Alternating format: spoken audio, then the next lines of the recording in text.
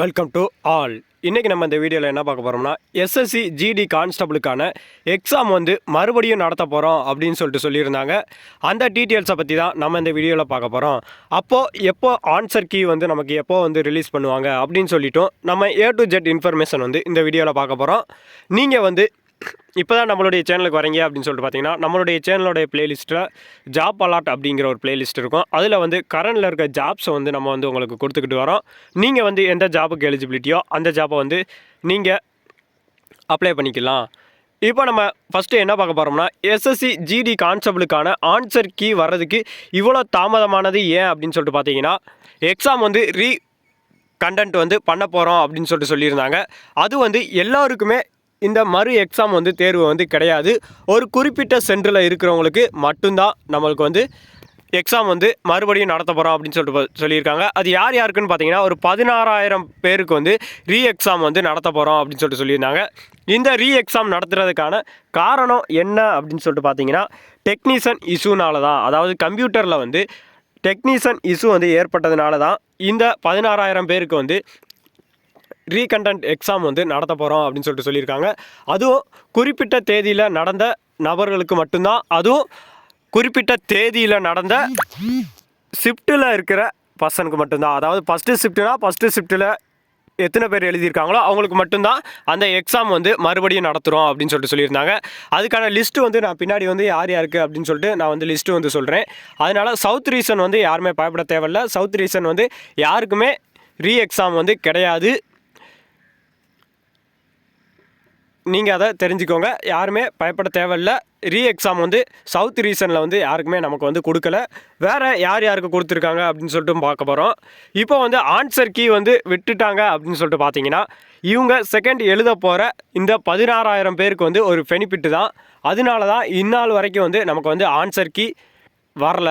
Answer key எப்போ வரும் அப்படின்னு சொல்லிட்டு பார்த்தீங்கன்னா, இவங்களுக்கான எக்ஸாம் டேட் அப்படின்னு சொல்லிட்டு பார்த்தீங்கன்னா 30/3/2024 தான் இவங்களுக்கான எக்ஸாம் வந்து நடத்த போகிறோம் அப்படின்னு சொல்லிட்டு எஸ்எஸ்சியில் வந்து அஃபிஷியல் நோட்டிஃபிகேஷன் வந்து நமக்கு வந்து வந்துருச்சு.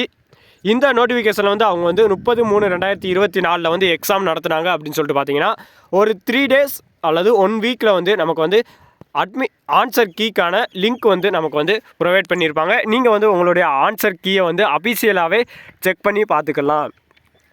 இந்த ஏப்ரல் மாதத்தில் வந்து நமக்கு வந்து ஆன்சர் கீ வந்துடும். அதில் செகண்ட் வீக்கில் வந்து அதுக்கான ரிசல்ட்டுமே நமக்கு வந்து ப்ரொவைட் பண்ணிடுவாங்க.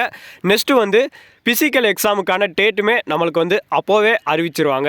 2 வீக்ஸ் அல்லது 3 வீக்ஸில் வந்து உங்களுக்கான ஃபிசிக்கலுக்கான எக்ஸாம் டேட் வந்து நமக்கு வந்து அறிவிச்சிருவாங்க. அதனால் நீங்கள் வந்து சவுத் ரீசனை பொறுத்த வரைக்கும் நம்ம யாருக்குமே பயப்பட தேவையில்லை. நீங்கள் வந்து ஃபிசிக்கல் வந்து ட்ரெயின் ஆகலாம். நம்ம ஏற்கனவே சொன்னதுபடி நீங்கள் வந்து சேஃப் கவர் வந்து வச்சுருந்தீங்க அப்படின்னு சொல்லிட்டு பார்த்தீங்கன்னா, நீங்கள் வந்து ஃபிசிக்கலுக்கு ஏற்கனவே ரெடி ஆகிருப்பீங்கன்னு சொல்லிட்டு நம்புகிறேன்.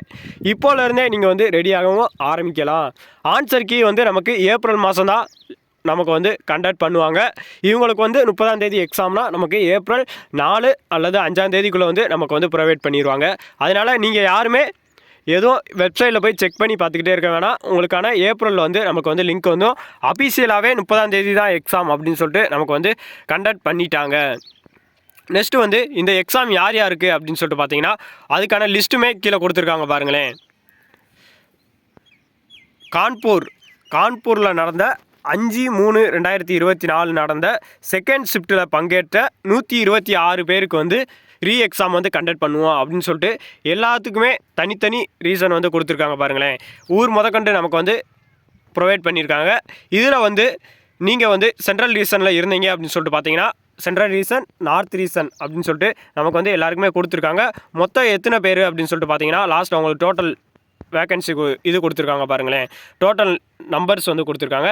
16,185 பேருக்கு வந்து எக்ஸாம் வந்து கண்டக்ட் பண்ணுவோம் அப்படின்னு சொல்லிட்டு நமக்கு வந்து அஃபிஷியலாகவே கொடுத்துட்டாங்க.